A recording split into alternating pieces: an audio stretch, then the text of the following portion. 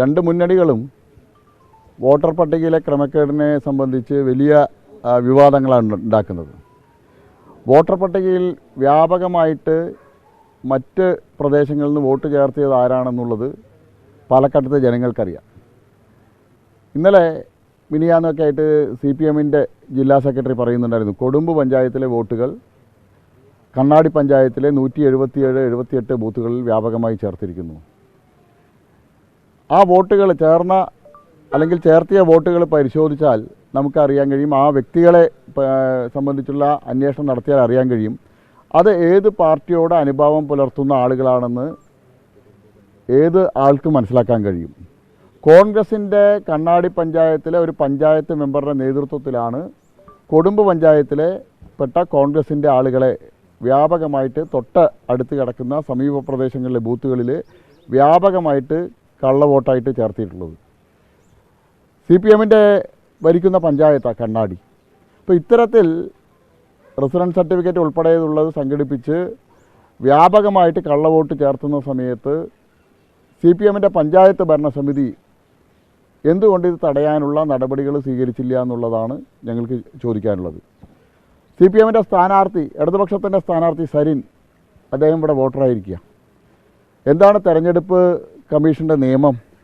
ഒരാളുടെ പേര് വോട്ടർ പട്ടികയിൽ ചേർത്തണമെങ്കിൽ അയാൾ 6 മാസമെങ്കിലും ഒരു മേൽവിലാസത്തിൽ ഏറ്റവും ചുരുങ്ങിയത് 6 മാസമെങ്കിലും താമസിച്ചിരിക്കണം.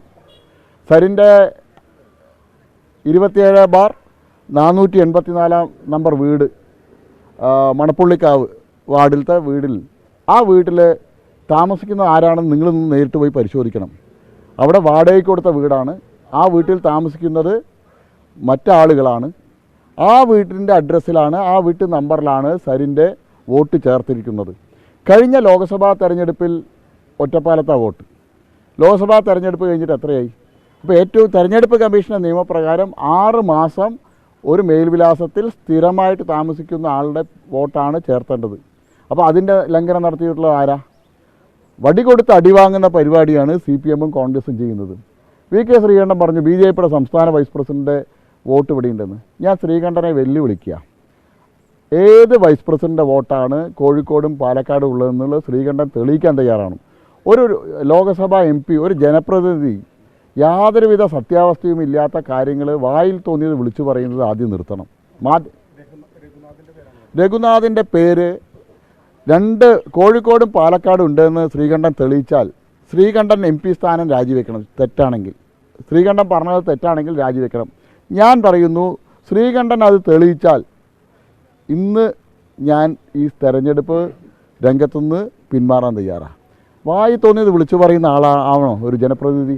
എന്തെങ്കിലുമൊക്കെ വിളിച്ചു പറയുക, യാതൊരുവിധ ആരെങ്കിലും വിളിച്ചു കൊടുക്കുന്ന വാർത്തകളൊക്കെ വിളിച്ചു പറയേണ്ട ആളല്ല ഒരു ജനപ്രതിനിധി. അദ്ദേഹത്തിന് ഇതെല്ലാം ക്രോസ് ചെക്ക് ചെയ്യാനുള്ള സംവിധാനങ്ങളുണ്ടല്ലോ. ഇന്ന് തെരഞ്ഞെടുപ്പ് കമ്മീഷൻ്റെ വോട്ടർ ഹെൽപ്പ് ലൈൻ എന്നുള്ള ആപ്പിൽ പോയി കഴിഞ്ഞാൽ ഏത് വ്യക്തിക്കും ഒരു നിമിഷം കൊണ്ട് ആരുടെയും പേര് സെർച്ച് ചെയ്യാനുള്ള സംവിധാനമുണ്ട്.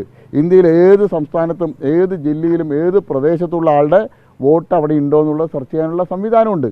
ഇത്തരത്തിലുള്ള സംവിധാനമുള്ള സമയത്താണ് ഒരു MP ഇത്തരത്തിലുള്ള പരാമർശവുമായിട്ട് വരുന്നത്. അപലപനീയമാണ്. ഇവിടെ വോട്ടർ പട്ടികയിൽ ക്രമക്കേട് നടത്തുന്നത് 2 മുന്നണികളാണ്. യഥാർത്ഥത്തിൽ 33-ാം നമ്പർ ബൂത്ത് ഈ പ്രദേശത്തെ ബൂത്താണ്. ഈ ബൂത്തിൽ 16 പേര് സ്ഥിര താമസമുള്ള, കഴിഞ്ഞ 20-30 വർഷമായിട്ട് ഇവിടെ താമസിച്ച് വരുന്ന, ഇവിടെ വോട്ട് കഴിഞ്ഞ ലോക്സഭാ തെരഞ്ഞെടുപ്പിൽ വോട്ട് രേഖപ്പെടുത്തിയ ആ ആളുകളെ, കരട് വോട്ടർ പട്ടികയിലുള്ള ആളുകളെ BLO-നെ ഇൻഫ്ലുവൻസ് ചെയ്ത് 2 മുന്നണികളും കൂടി വോട്ടർ പട്ടികയിൽ പേര് ഒഴിവാക്കിയിരിക്കുക. ഇവിടെ അയ്യപ്പുരത്ത് റേഷൻ കട നടത്തുന്ന ബാലു, നിങ്ങൾ ഈ പ്രദേശത്ത് ആരോട് ചോദിച്ചാലും അറിയാം, അദ്ദേഹത്തിൻ്റെ അച്ഛൻ മുതൽ ആ റേഷൻ കട നടത്തി വരികയാണ്. അച്ഛൻ്റെ മരണശേഷം അദ്ദേഹമാണ് റേഷൻ കട നടത്തി വരുന്നത്. എല്ലാ ദിവസവും കാലത്ത് 8 മണി തൊട്ട് രാത്രി 7:30-8 മണി വരെ ആ റേഷൻ കടയിൽ ഇരിക്കുന്ന ആളാണ്. താമസിക്കുന്നത് ഇവിടെയാണ്. അദ്ദേഹത്തെ വോട്ടർ പട്ടികയിൽ നിന്നും നീക്കം ചെയ്തിരിക്കുക. അദ്ദേഹത്തെയും ഭാര്യയൊക്കെ വോട്ടർ പട്ടികയിൽ നിന്ന് നീക്കം ചെയ്തിരിക്കുക. അപ്പോൾ BJP-ക്ക് അനുകൂലമായി കിട്ടുന്ന വോട്ടുകൾ ഓരോ ബൂത്തുകളിലും 20-ഉം 25-ഉം വോട്ടുകൾ വീതം വളരെ ആസൂത്രിതമായിട്ട് കരട് വോട്ടർ പട്ടികയിലുള്ളതാണ്. അപ്പോൾ ഞങ്ങൾ സ്വാഭാവികമായിട്ടും അതിനെക്കുറിച്ച് സംശയിക്കില്ല.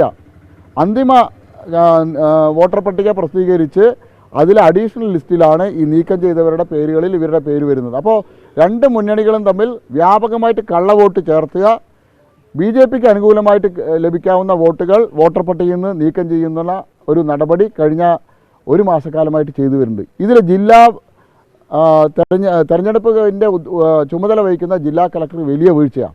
കഴിഞ്ഞ ലോക്സഭാ തെരഞ്ഞെടുപ്പ് സമയത്ത് പാലക്കാട് ലോക്സഭാ മണ്ഡലത്തിലുള്ള ഡബിൾ വോട്ടിനെ സംബന്ധിച്ച് എല്ലാ രേഖകളും കൊടുത്തിരുന്നു.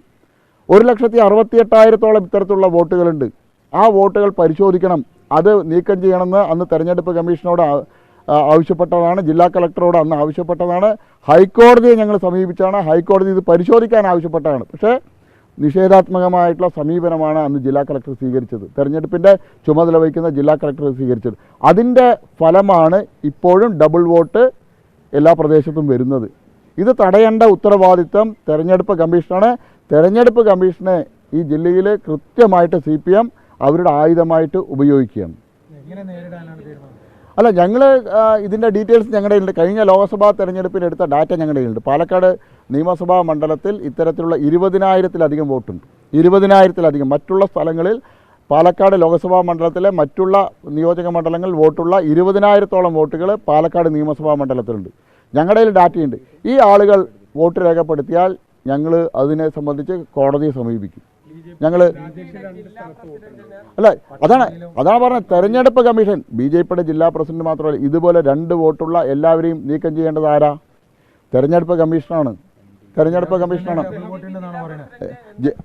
ജില്ലാ പ്രസിഡന്റ് BJPയുടെ ജില്ലാ പ്രസിഡന്റ് ജില്ലാ ഓഫീസിലാണ് താമസിക്കുന്നത്. നിങ്ങൾ അദ്ദേഹത്തിൻ്റെ റൂം ഞാൻ കാണിച്ചു തരാം, നിങ്ങൾ കൂടെ വന്നോ. അദ്ദേഹം റിമൂവ് ചെയ്യാൻ കൊടുത്തിട്ടുണ്ടല്ലോ, അത് ഒഴിവാക്കേണ്ടത് ആരാ? ഒരാൾക്ക് അപേക്ഷ കൊടുക്കാനേ കഴിയുള്ളൂ. അത് അന്വേഷണം നടത്തി ഒഴിവാക്കേണ്ട ഉത്തരവാദിത്തം ആർക്കാ? ഒരു അന്വേഷണവും ഇല്ലാതെ 16 പേരുടെ വോട്ട് ഒഴിവാക്കിയിരിക്കുന്നു. ഞാൻ ചോദിക്കട്ടെ, അപേക്ഷ കൊടുക്കാത്ത, ഒരു അന്വേഷണവും നടത്താത്ത, സ്ഥിര താമസമുള്ള 16 പേരെ ഒഴിവാക്കുന്നു. അതെന്താ ഒഴിവാക്കുന്നത്? അതെന്താ നിങ്ങൾ ചോദിക്കാത്തത്? എങ്ങനെയാണ് 16 പേര്? അവർ അപേക്ഷ കൊടുത്തിട്ടില്ല, ആരും അപേക്ഷ കൊടുത്തിട്ടില്ല. അവർ ജീവനോടെ ഇരിക്കുന്നു. അവർ ഇവിടെ ലൈവായിട്ട് റേഷൻ കട പോലെയുള്ള സ്ഥാപനങ്ങൾ നടത്തി വരുന്നു. അവരുടെ വോട്ട് ഒഴിവാക്കപ്പെടുന്നു. അല്ല, ഞാൻ പറഞ്ഞല്ലോ, സരിനി നിങ്ങളും കൂടി കൂട്ടിക്കേട്ടണ്ട.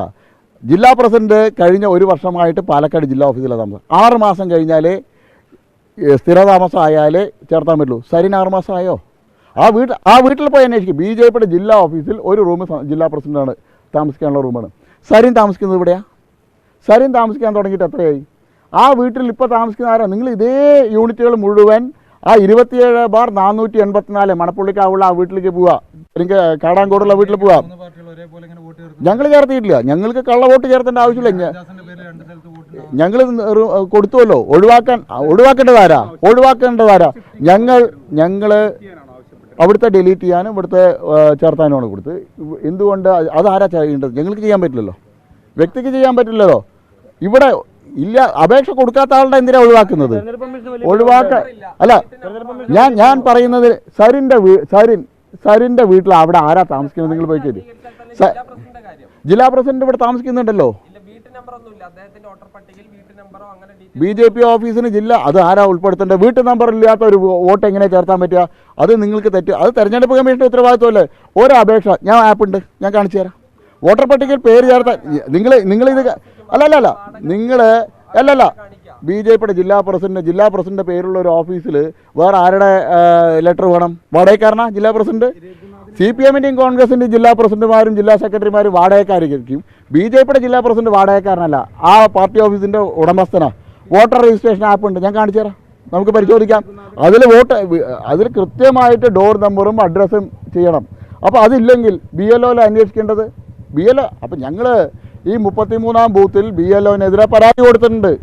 ആ BLO ഫോൺ പോലും എടുക്കുന്നില്ല. വോട്ടർ പട്ടിക പ്രസിദ്ധീകരിച്ച് ഇതിൽ അവരുടെ പേര് ഒഴിവാക്കപ്പെട്ടിട്ടുണ്ടെന്ന് അറിഞ്ഞ് വോട്ടർമാർ വിളിക്കുന്ന സമയത്ത് BLO ഫോൺ പോലും എടുക്കുന്നില്ല.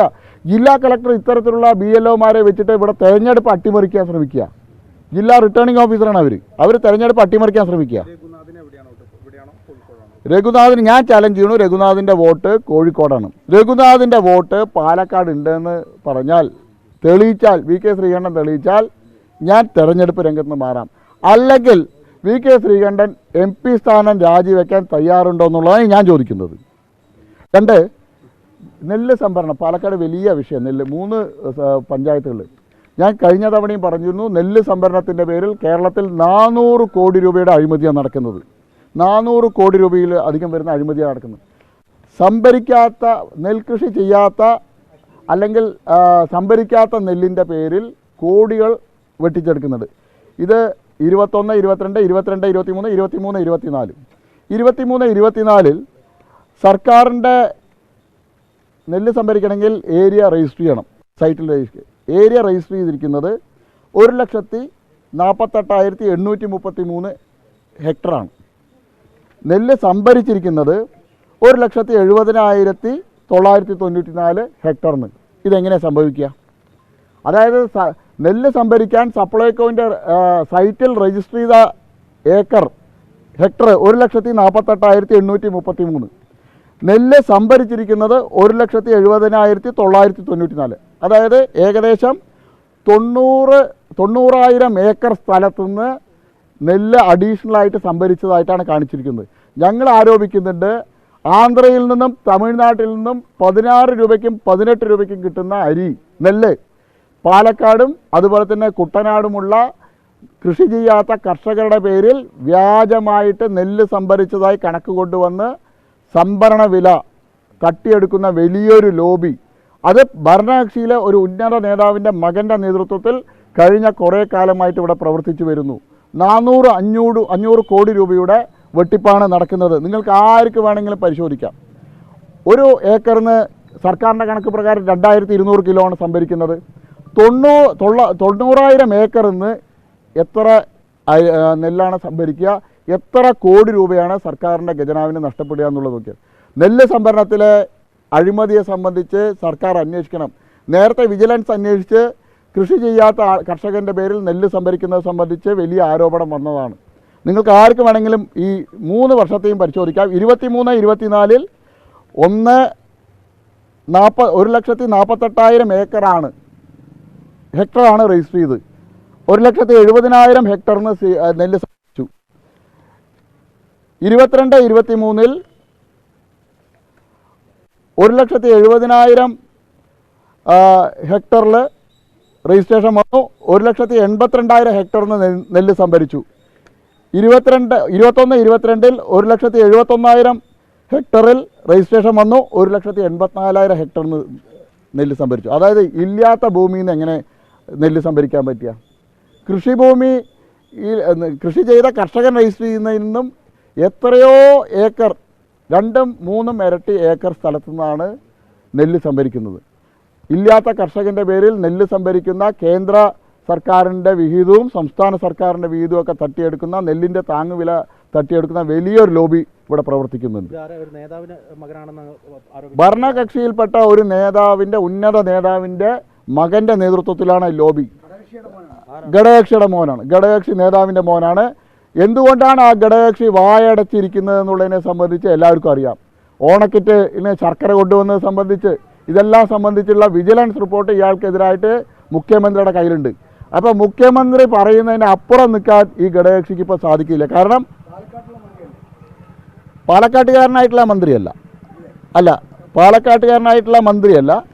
ഇത് രണ്ടാമത്തെ ഘടകകക്ഷിയുടെ സംസ്ഥാന നേതാവിൻ്റെ മോനാണ്.